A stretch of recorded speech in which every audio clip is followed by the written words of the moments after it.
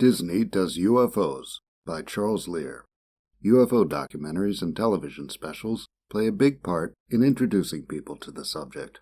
Sometimes they're well-researched and made with care by creators with a passionate interest in the subject, and sometimes they're made mostly for the sake of making money.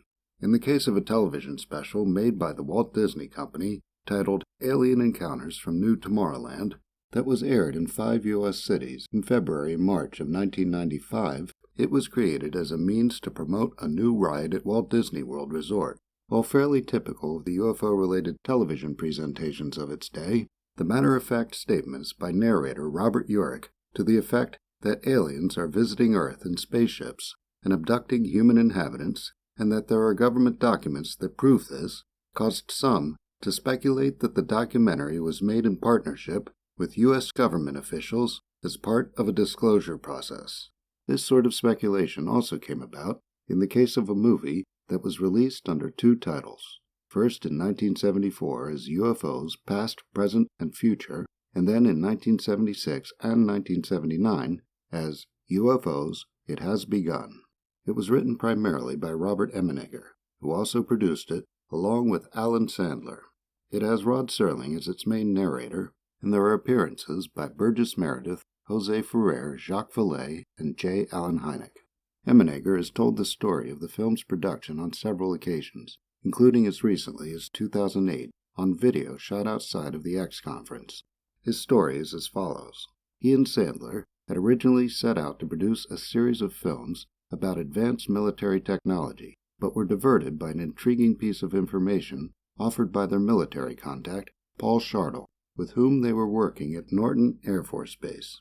Shartle, security manager and chief of requirements for the audiovisual program at the base, said he had seen a film of an alien craft landing at Holloman Air Force Base 3 years previous. As discussions about possible projects continued, the idea that one of them be about UFOs came up and was encouraged by military officials, who offered the producers the use of the footage. Emenegger and Sandler decided to go ahead with a UFO documentary. According to Emenegger, he and Sandler visited the Pentagon repeatedly and never signed in, which had also been the case at Norton. He speculates that this was for the purpose of plausible deniability. He says they met with Colonel William Coleman, who okayed the use of the film and told them that the Air Force would sponsor the documentary. Emenegger explains that this was for the purpose of improving public relations with the military in the aftermath of the Vietnam War. According to Emenegger, after a long wait, Coleman told the producers that the climate created by the Watergate scandal made it an inappropriate time to release the Holloman footage. In its place, at the end of the film is an illustrated sequence showing a craft landing in an Air Force base and a meeting between alien beings and U.S. military officials. According to Emenegger, this was based on the film footage that was promised by the Air Force. Speculation on whether or not the Air Force really had the footage described or was engaged in a disinformation operation continues to this day. In 1984, Michael Eisner became Disney's CEO and started looking for ways to revitalize the parks. They had success with an attraction based on Star Wars before becoming owners of the franchise, called Star Tours, and Eisner got the idea to create something based on Alien.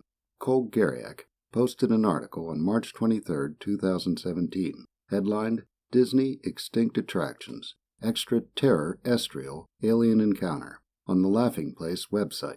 According to Gariak, older Imagineers convinced Eisner that an attraction based on the film would be too scary, and that its R rating made it inappropriate for the park. However, Eisner liked the idea of a ride involving a malevolent alien and had the Imagineers come up with an original story. What came about was Extraterrestrial Alien Encounter, which in Gariak's words, soft opened on December 16, 1994. Someone managed to video the full experience offered by the attraction, and it can be seen on YouTube. The visitors are introduced to an alien-run off-Earth company called XS Tech and its latest teleportation technology, and then ushered into a theater where shoulder restraints lower over them, locking them into their seats. A demonstration of the teleportation device goes wrong. and instead of the XS Tech company chairman being teleported to Earth, a malevolent, carnivorous, winged creature ends up in the clear plastic receiving tube. The creature breaks through the tube, and there is a blackout as it supposedly stalks through the room. Lights flash occasionally, and a technician sent to fix the electricity is heard being eaten while screaming.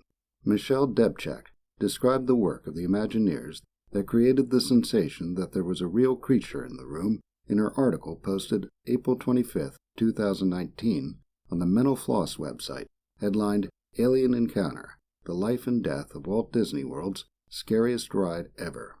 Through strategically placed speakers and 4D devices, riders heard repulsive slurping and crunching noises, then were sprayed in the face with warm water, making them think they had been splattered with fresh blood.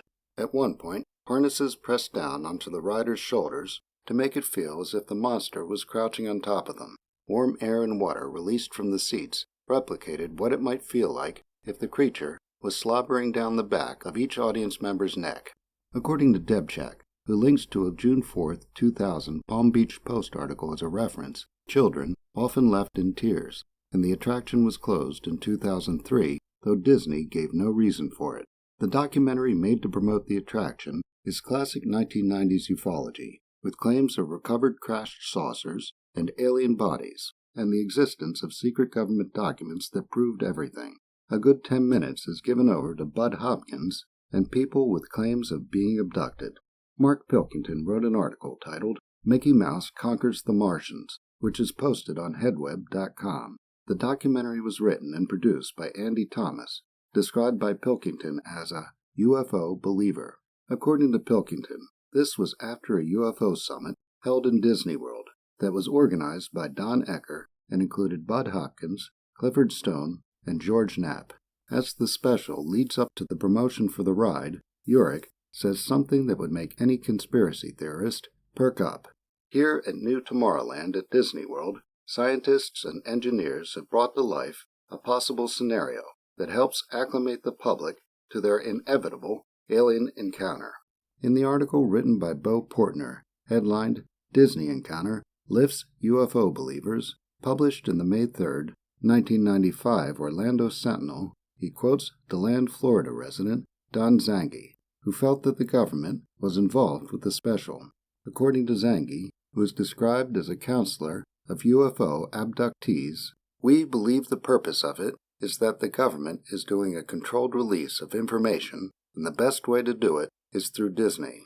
Appreciation is due to Patrick Gross, who examines the Disney special in the Stupidities section of his well-researched and informative website, UFOs at Close Sight. Charles Lear is the author of The Flying Saucer Investigators, available at Amazon.com.